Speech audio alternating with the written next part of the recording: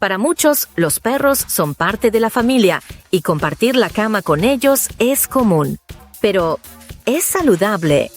Expertos en el podcast Senior Wolf y estudios del Canisius College de Buffalo señalan que dormir con tu perro fortalece el vínculo emocional, brinda seguridad y reduce la soledad.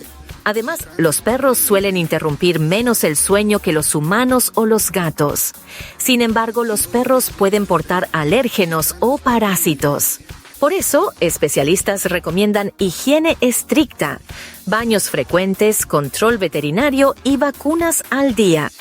Dormir con tu perro es una decisión personal, pero debe tomarse con responsabilidad y priorizando la salud de todos.